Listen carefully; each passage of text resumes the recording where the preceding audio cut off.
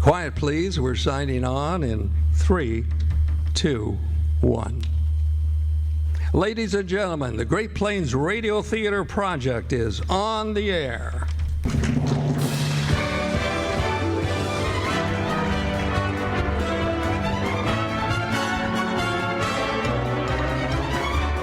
From the Rockland Conference Center on the campus of Western Iowa Tech Community College in Sioux City, Iowa, the Great Plains Radio Theater Project brings you 3 chilling mysteries for the Halloween season. First, a suspense-filled tale entitled Calling All Souls finds an innocent man sentenced to die in the Iowa State Prison. Will he get a pardon? Next, the classic radio mystery, The Hitchhiker, finds a man traveling by car from New York City to Los Angeles and is taunted by a hitchhiker. The suspenseful ending will tell the tale. And finally, after our station break, Don't Tell Me About Halloween is a tongue-in-cheek story about a man who is married to a witch, and he wants out of the marriage. How will this story end? We bring you our first drama, but first, ladies and gentlemen, a word from our sponsor. Prell leaves hair more radiant. Prell leaves hair more radiant than cream or soap shampoo. Does that mean Prell leaves hair more radiant than cream or soap shampoos in hard water? Yes, even in the hardest water, tests prove that Prell leaves your hair more radiant than cream or soap shampoos. Procter & Gamble's Prell is different. Not an ordinary cream, not a liquid. Prell is concentrated shampoo in a tube, emerald clear for extra radiance. Radiant hair is beautiful hair. So try Prell today. Prell leaves hair more radiant. Prell leaves hair more radiant than cream or soap shampoo.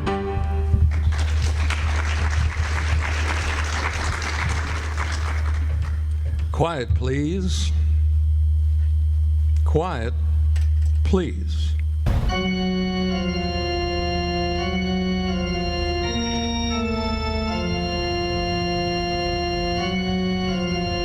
The American Broadcasting Company presents Quiet Please, written by Wyllis Cooper. Today's drama is entitled Calling All Souls. This episode first aired on Halloween night, October 31st, 1948. I tell you what happened last Halloween, or All Souls, or All Hallows, whatever you call it in your part of the country. I bet you can't guess where I was. Well, I was a couple of places, but where I started, I was sitting in a tight little room in a great big house. You ever been west?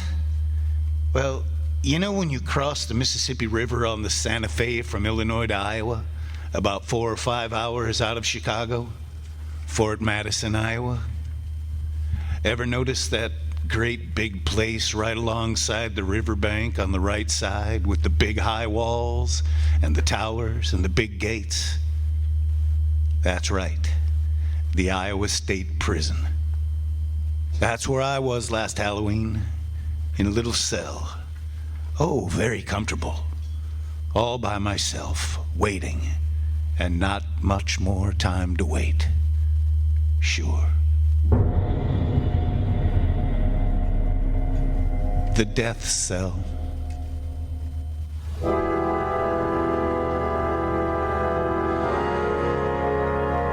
I was just sitting there playing solitaire on the edge of my bed, trying not to think what was coming up, and thinking of nothing else but that. I was pretending I was paying the house $52 for the deck, and the house would pay off $5 for every card I got on the top row. I was $32 to the good on this particular hand. I didn't hear anybody come up. I didn't hear anybody except the guard walking around, until this voice spoke to me. Red 9 on the 10 of clubs. Lewis? Yeah, that's right. Oh, hello, Delbert. Are you coming in? Yeah.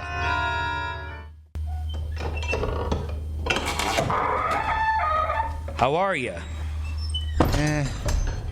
I'm all right. So far. How are you? All right. Sit down. Yeah. No soap, huh? Turned us down. That's right. Well, what did he say? Oh, a lot of things. What? What's the difference? He said no. Well, it's tough, Delbert, when I didn't do it. It's tough on me too, Lewis. Yes, but they're not going to hang you. I begged him to give you a 2-week stay at least, but he said his conscience wouldn't let him. Conscience, huh? He said if I could turn something up in the next 2 or 3 weeks, he would be tempted to give you the benefit of the doubt. And you've had 3 stays now, and... Could you turn up anything? Lewis. I know. I've done everything I could. Yeah, I know. But I didn't do it, Delbert. I know you didn't, but proving it... You want to play cards? Nah, I guess I don't want to play either. Well, I've done my very best, Lewis. My very level best. I know. It's pretty tough on me, though, ain't it? Certainly is. No hope at all? No hope at all. No witnesses, plenty of motive, your fingerprints over everything. I remember. Only I didn't do it. Well, who did? You got any idea, Lewis? I had no idea at all. I thought maybe that... I just opened the door after I'd knocked a dozen times. I just opened the door and they were on the floor. I told you. I know. I was so shocked, you know? Well, I couldn't help it. I tried to... Well, that's how I got fingerprints all over. You told me. I admit I didn't like Harris. I didn't go for Etta much either. But I didn't kill him, Delbert. You told me. I just went out there to ask him how much of the $2,000 he owed me for the hogs. That's all. You shouldn't have made all those statements about how you were going to get the money or else, Lewis. I know it. I shouldn't have gone through his desk looking for the money either. I don't know why in the dickens you did that. Well, I don't know either, but I said I was shocked.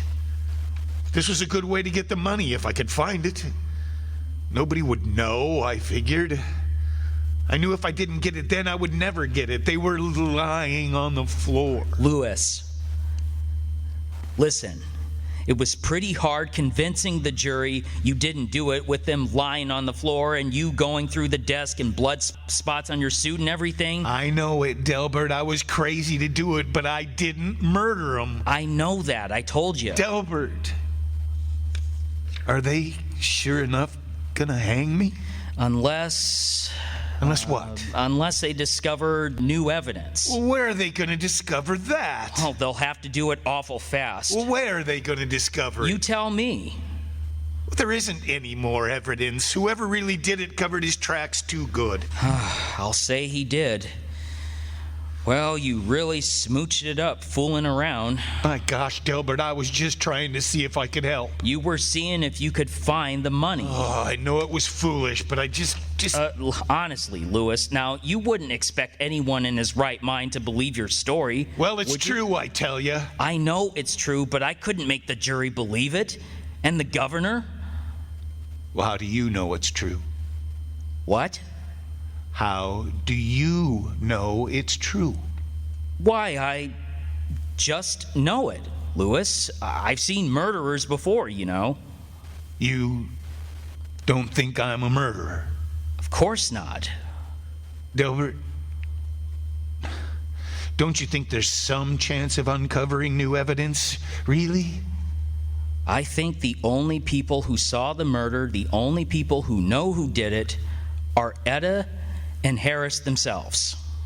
But they're dead. That's right. They're dead, Lewis. Look, what I stopped in for, You want to ask Father McIntyre to come around and see you now?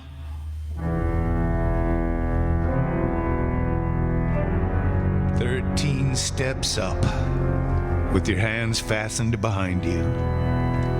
13 steps. You stop, and you turn around, and the man says, 'Stand here.' You look down the 13 steps at the reporters, the doctor with the stethoscope hanging around his neck. You feel a man tying your feet together. Feel the floor give a little underfoot. You see how the man stays away from the little trap door, reaching out to make the rope tighter around your ankles, listening to Father McIntyre's voice in your ears. A little rustling behind you and the black hood over your head, and you can't see anymore. But you feel the rope as it brushes against your neck, a little hairy and creepy crawly against your skin. And the weight of the knot, 9 turns on your shoulder. And the floor gives a little underfoot. No! I can't! I can't! I told you I didn't do it. I didn't do it. All I can think of is what my lawyer said, what Delbert said before he got up and opened the door and went away. I think the only people who saw the murder, the only people who know who did it, are Etta and Harris themselves. And Harris and Etta knew I didn't do it. Maybe they didn't know who it was that did it, but they know that I didn't do it. Maybe they didn't. And maybe they did. Maybe they did know. Maybe they could tell me. Maybe they could discover some new evidence, the way Delbert put it. Maybe they could tell me where to go, who to look for, what I could find. I could tell it all to Delbert. He could go tell the governor. I could get a stay.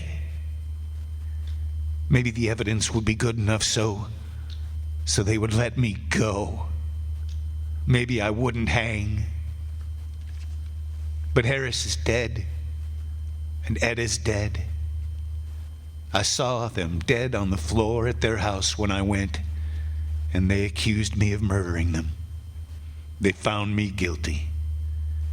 I'm in a cell, waiting. Harris, Etta, don't let me die. Don't let them. Etta, Harris, have mercy on my soul.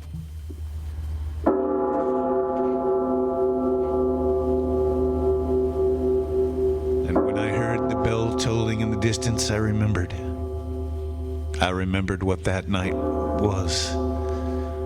This was All Souls Night. This was the night when the souls of the weary dead walked the earth again. I remember when graveyards yawn and tombs give up their dead, and the sound of the bell tolling in the darkness of the early evening, calling all souls, calling all souls.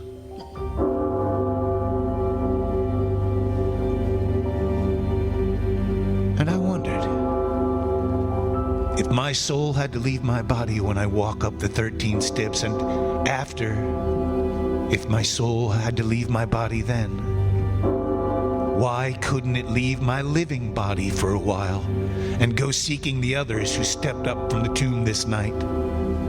The souls of the weary dead and the souls of the unhappy dead, the murdered, the kindly souls that knew.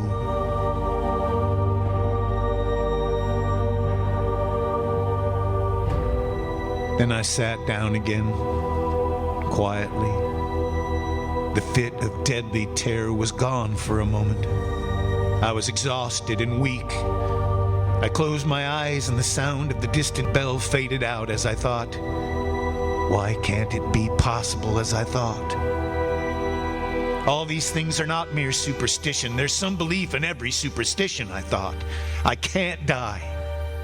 I'm innocent, I thought.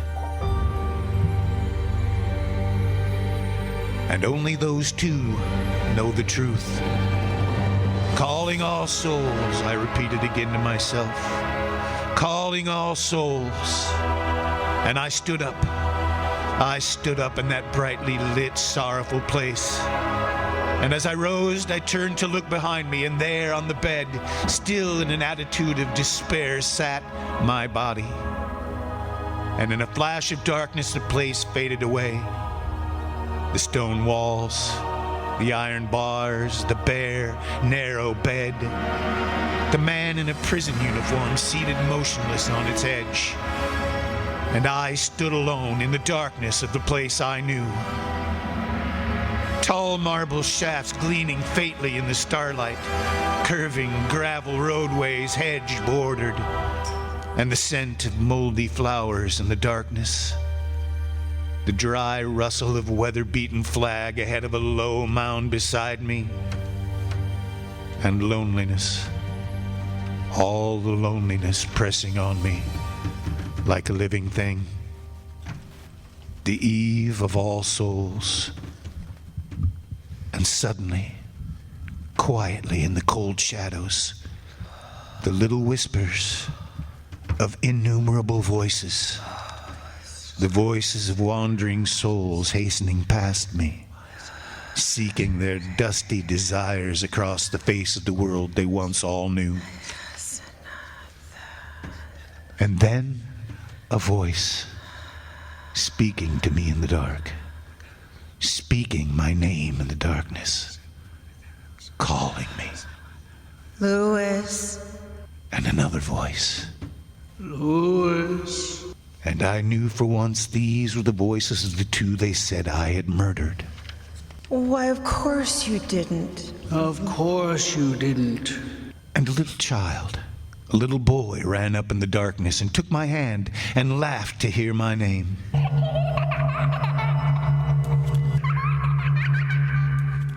You remember little Tommy, our little boy that died when he was sick? And I remembered. And in the darkness I saw many another I had all but forgotten. Charlie Cullen, who was killed in Romaine and the Argonne 30 years ago. Albert Newhouse, my Boy Scout comrade that drowned so many years ago. Grace Williams, who died at her husband's hands. Crowds and crowds of the ones who had gone before, spending this, their brief holiday, on their well-loved earth.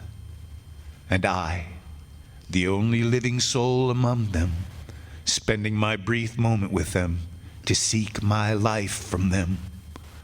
One All Souls Eve a year ago. And I said, "Help me." And Etta answered me, What is there we can do now, Lewis? "Well, you know I didn't kill you, Etta. Of course. Of course. They're going to hang me for it." You didn't do it. "But how can I prove it? Delbert said if we could find new evidence." There's plenty of evidence to be found. "Where? How?" Why, let me see. He found the money. That's why you couldn't find it, Lewis. "But if he found the money, it must be gone by now." No, he has some of it left. What good does that do?" Why, there's a list of the numbers of the bills somewhere. They couldn't find it. Then look in the bedroom, Lewis. Behind the third drawer in my chest of drawers. I know where it is. It fell down there. Oh, that's wonderful. But what good will that do now? Unless we know, unless you tell me. There's plenty of evidence, Lewis, if you'll just look for it. He ripped his coat on the catch of the living room door. There's threads there that could be identified. You know who did it? You know who did it? Yes, we know. Yes, we know. Well, tell me. Tell me and I'll see. Well, Delbert will see that he confesses. Look, I tell you, they're going to hang me for it. Do you hear me? Tell me. Oh.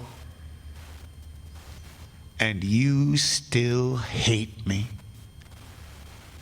And you haven't learned mercy since you're going to let me die because you hated me when you were alive. Louis. You're going to carry it beyond the grave. You're going to keep it to yourself, and you're going to let me hang. You hated us. Yes, Louis. I hated you, and I hate you now. Ghost or no ghost, soul or no soul, No. Harris, please, have pity on me. It's all over now. There's no use hating me. Don't you hate the man that killed you, don't you? No, Louis, no. We don't hate him. But you hate me. You're going to let me die. You know I'm innocent. You're going to let me die because we didn't like each other on Earth. Louis, listen to us. There's no such thing as hate anymore with us. Well, then why don't you give me a chance to live? Go back, Louis. Go back to your body. Go back. Go back. To die? Dying isn't so bad, Louis. You don't see any unhappiness amongst all these souls, do you? I don't want to die. You'd rather save your life for a while at the expense of somebody else's life? But I'm not guilty. He Go is. back, Louis. Go back. I won't go back until you tell me who killed you. Listen to me, Louis. You're tampering with things you have no right to know. Your soul has left its body before its time. You have come upon secrets that no living man should know. Your body is waiting for you. Go back to it while there's still time. While there's still time? It's only this one night that souls may walk the earth. And when morning comes... Well? When morning comes, if you are still here, Louis, I can make you no promises. Go back, Louis. Tell me the man's name. No, Louis, it's none of your affair. None of my affair? Don't you understand what I said to you? They're going to hang me. None of my affair. You listen. There's no need for you to send your soul out seeking us, Louis. I don't get that. We have been waiting for this night, Louis. Well? Tell him, Harris. He will have to come with us now. Yes, that is the law. You should not have come here, Louis. There is still time, but only a little time. If you go back now... I won't go back. I won't go back until you tell me. You have no right here. You know, Louis. But I'm and here. Now it's too late. Yes. You will have to come with us. Where are you going? Tell him, Harris. We are going to visit the man who murdered us. You what? I told you there was no need for you to come here, Louis. We have a way of taking care of this man. I don't know what you mean. Haven't you ever heard of haunting, Louis? Come with us now, Louis. No. You must come. You're really going to haunt him and make him confess? We are going to appear to him, Louis. What we will do, we cannot say. But when he sees us... Well, then I'm going back to the prison. No. No. I'll go back. I'll call the warden. I'll get Delbert. Tell him there'll be a confession. Delbert will get me a stay of execution. Then, when he confesses, I'll be Who is it, Harris? Come with us and you will see. No, I'm going back to the prison. I told you to get things all set up. No, you changed your mind too late, Lewis. Too late? Why? No, Lewis. You have meddled too much. You have gone too far. The souls of the living have no place here, but you have come. We told you to go back while there was still time, Lewis. Yes, but... Now you must come with us. No, I want to go back. Come, Lewis.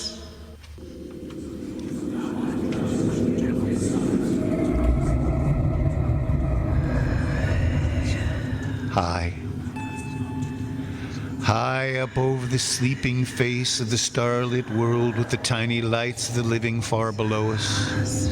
The broad, peaceful farmlands, the sleeping cities. The broad breast of the river below us. The universe throbbing with strange, compelling song. And above us, around us, the sense of a million souls. A myriad of countless multitude returning joyously to their single night on the earth they loved. And I looked up in the clearness of the haunted night, and above me, the endless pathway of the Milky Way glowed with a strange splendor. And Etta plucked my sleeve.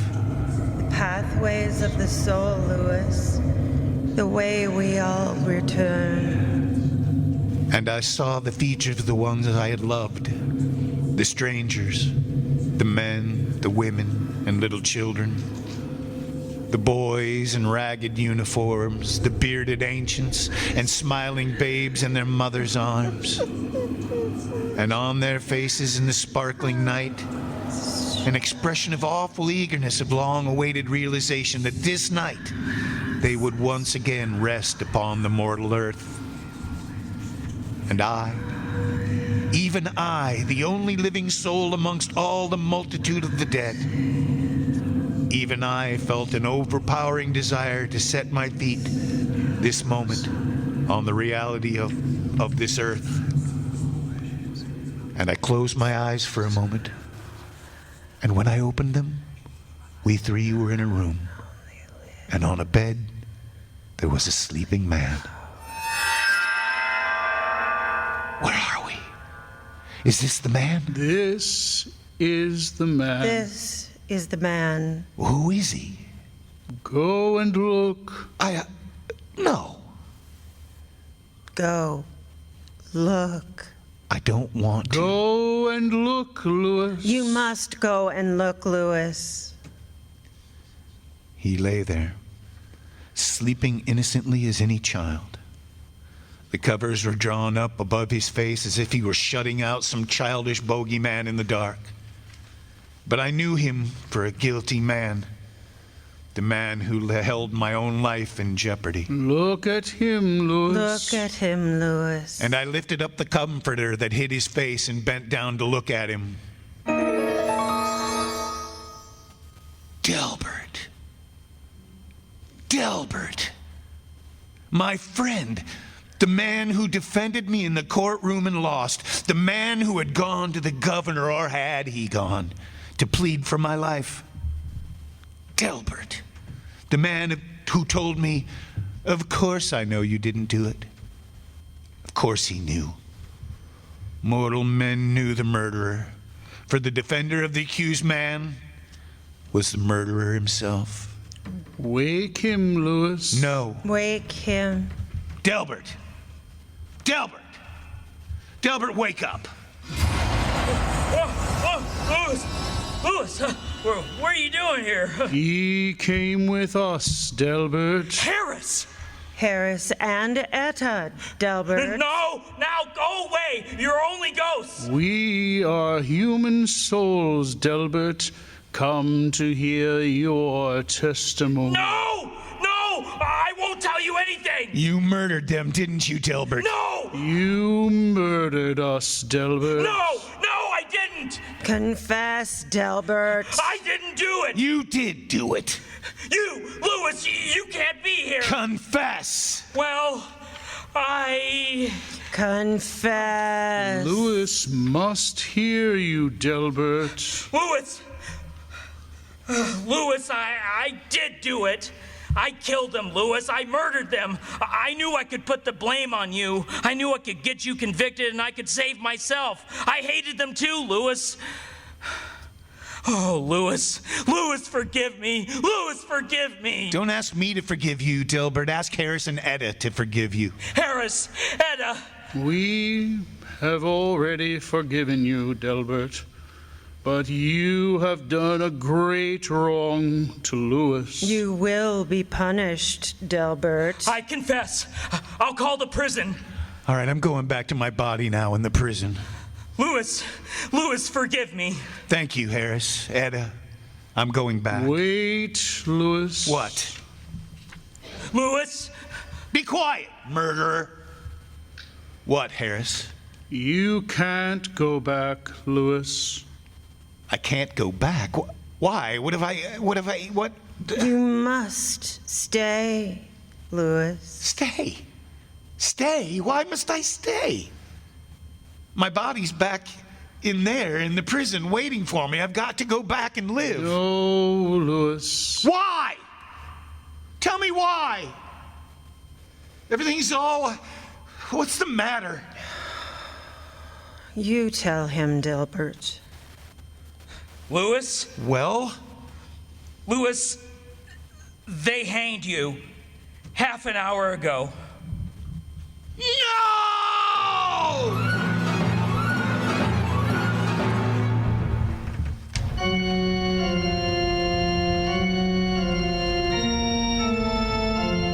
The title of today's play was Quiet Please.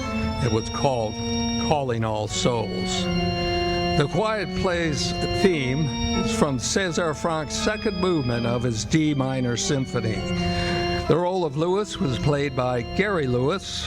Delbert was portrayed by Chad Gaul. The role of Harris was played by John Krager. And Delaine Krager was Etta. Until next time, I'm quietly yours, Ralph Swain.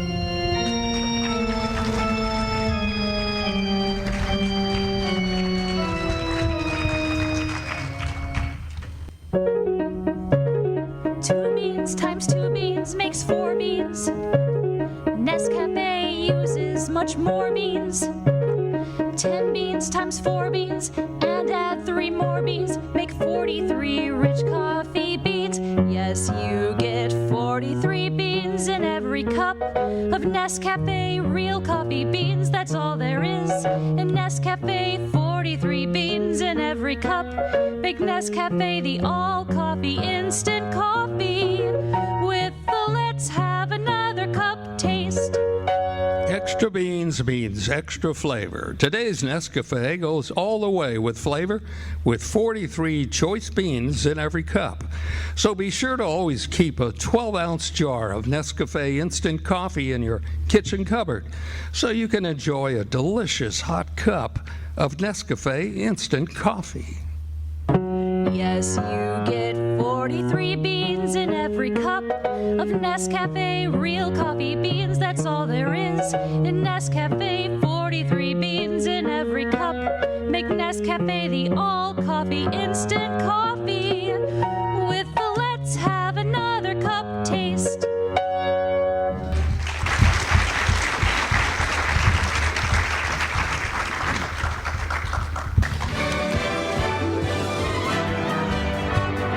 Ladies and gentlemen, we want to thank you for joining us in this performance of the Great Plains Radio Theater Project. I'm your announcer for Great Plains Radio, Ralph Swain. You've been a wonderful audience. Thank you for tuning in. We'll see you on the radio.